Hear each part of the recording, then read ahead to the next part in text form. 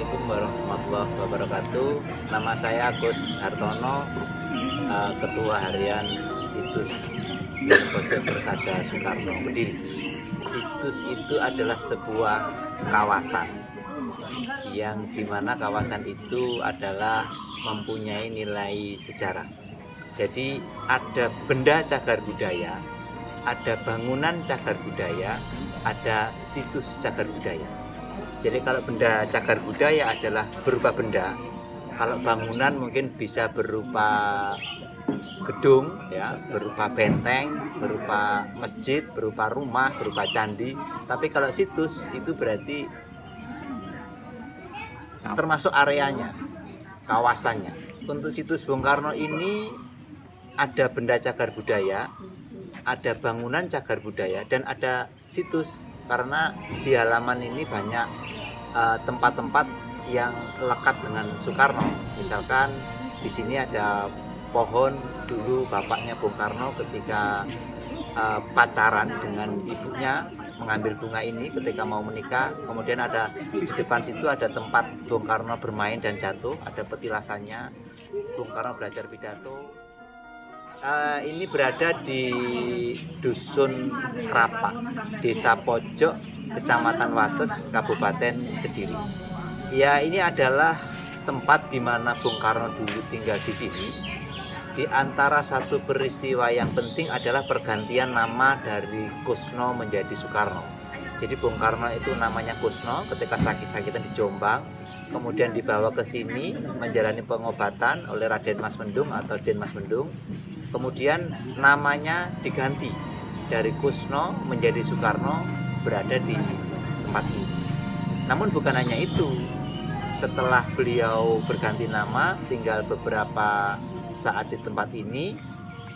Nah, kemudian ada aktivitas-aktivitas seperti bermain dan jatuh, ya, ada luka di pelipis kirinya, itu ada di depan. Kemudian belajar pidato di depan sana. Jadi kalau waktu liburan hari Minggu itu beliau pulang ke sini. Jadi waktu sekolah di Mojokerto maupun di Surabaya itu kalau liburan sering pulang ke sini. Jadi belajar pidato sampai merenung di sungai di bawah pohon. Di dalam itu ada beberapa tempat yang terkait erat dengan Soekarno, adalah ada 3 kamar, ya. Kamar masa kecil beliau ketika tinggal sama orang tuanya, kemudian kamar masa remaja dewasa ketika beliau kuliah di Bandung, dan ketiga adalah kamar presiden. Jadi beliau mulai kecil berada di sini, kemudian bolak-balik, ya, remaja, kemudian sampai presiden. Konon tempat jujukan pertama kali setelah menjadi presiden adalah di tempat ini, di dalam pojok Kediri ini. Selain itu di dalam juga ada tempat Bung Karno berdiskusi dengan Cokroaminoto, Dr. Cipto Mangunkusumo, bahkan Muso. Itu ada di ruang depan di pendopo. Ini adalah tempat beliau berdiskusi. Ada beberapa barang peninggalan seperti buku, kemudian gelas, ya, ketika Bung Karno dulu itu kunjungan presiden, itu kan ada beberapa barang, yaitu gelas, kemudian ada tempat bunga untuk nyekar, itu dulu ada. Terus pusaka, ada juga tongkat, ada tasbih, itu barang-barang yang dulu peninggalannya Bung Karno. Ajaran Bung Karno yang selalu kita pegang adalah yang sudah sering sebenarnya jas merah, ya, jangan melupakan sejarah. Selain itu, Bung Karno kalau kepulangan dalam pojok itu hari lahirnya selalu diperingati. Jadi mensyukuri hari lahir ini bagian dari yang selalu diajarkan keluarga dalam pojok, termasuk dilakukan oleh Bung Karno. Maka sampai hari ini hari lahir Bung Karno itu juga kita syukuri, selalu kita peringati, ya, 40 hari sekali. Kemudian tiap hari-hari besar nasional terkait dengan ajaran itu, kita semua dari keluarga dalam pojok juga berusaha, ya, untuk hari-hari lahir itu kita adakan sedekah, kita adakan puasa kalau memang mampu. Ini bagian dari yang sejak dulu, sejak kecil dilakukan oleh keluarga dalam pojok dan Soekarno. Ya, di Di sini itu ada kantor Persaudaraan Cinta Tanah Indonesia. Jadi kita itu bersama-sama bersama tokoh lintas agama dengan organisasi Persaudaraan Cinta Tanah Indonesia yang dijiwai manunggalnya keimanan dan kemanusiaan. Kita selalu berusaha untuk mensyukuri hari-hari besar nasional. Jadi hampir setiap hari besar nasional semuanya itu kita adakan tasyakuran atau kita peringati. Tentu bukan hanya Persaudaraan Cinta Tanah Air, kita ada beberapa teman yang tentunya aktif juga di sini. Ada organisasi Setia, ada organisasi Pemuda Setia, ada teman-teman kadang dari NU, ada teman Ahmadiyah, ada teman dari Kampung Inggris, ada teman dari Serinjing, dari DK4, dari Syiah ya. Bahkan beberapa waktu yang lalu ada juga dari Ma'iyah ya. Jadi di sini ngumpul siapapun, kita berkumpul di sini apapun agamanya, apapun keyakinannya, kita open ya, kita duduk bareng untuk bersama-sama memperingati. Di dalam acara peringatan itu yang pertama adalah doa bersama, itu pasti lintas agama. Kemudian kita selalu insya Allah mengadakan santunan anak yatim dan fakir miskin. Setelah itu selamatan. Nah, usai selamatan biasanya kalau memungkinkan kita isi seni budaya, penampilan, mungkin ada mocopat, ada gamelan, ada juga ada musik band, puisi ya, teater itu. Nah, terakhir dialog kebangsaan itu pasti. Jadi yang sudah pasti ya itu adalah doa bersama, selamatan, santunan anak yatim, kemudian dialog kebangsaan.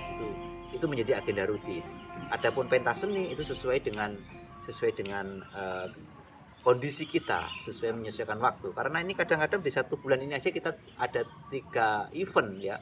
Hari Pancasila 1 Juni, hari lahir Bung Karno 6 Juni, dan 21 Juni. Ini 3 event, dibayangkan 1 bulan 3 event kalau 1 tahun. Ya, pengelolaan situs Bung Karno ini karena ini milik keluarga besar RM Said Sumadmojo ya. Ini ada yayasannya, dan memang sejak peraturan pemerintah tahun 2012 itu benda cagar budaya, bangunan atau situs itu tidak harus dimiliki oleh pemerintah. Jadi yayasan atau perorangan boleh memiliki.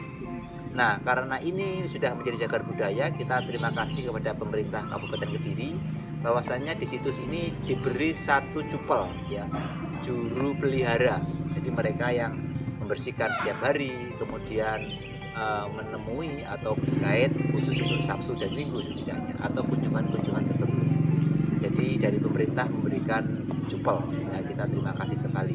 Sementara untuk kegiatan yang lain Pak, kita ya gotong royong ya, gotong royong, karena kita tidak pernah membuat proposal, kita tidak minta-minta, semua seadanya sesuai dengan kesadaran masing-masing. Ya, alhamdulillah atas berkat rahmat Allah yang Maha Kuasa, insya Allah di belakang itu ada tanah yang di luar situs, yaitu kita hibahkan untuk bangsa dan negara melalui Yayasan Pendidikan Setia. Insya Allah nanti akan diberikan pesantren Jati Diri Bangsa merajut perdamaian Nusantara. Insya Allah untuk itu kami mohon doanya. Rencananya nanti tanggal 6 Juli atau 17 bulan besar akan diadakan peletakan batu pertama oleh Bapak Kiai Muhammad Mukhtar Mukti, Mursyid Thariqah Setia. Beliau yang juga sang pemerakarsa organisasi Persaudaraan Cinta Tanah Indonesia yang dijiwai manunggalnya keimanan dan kemanusiaan. Insya Allah akan juga hadir para tokoh lintas agama dari Hindu, dari Buddha, dari Kristen, Katolik, Konghucu, pejabat insya Allah akan hadir di sini untuk peletakan batu pertama pesantren Jati Diri Bangsa.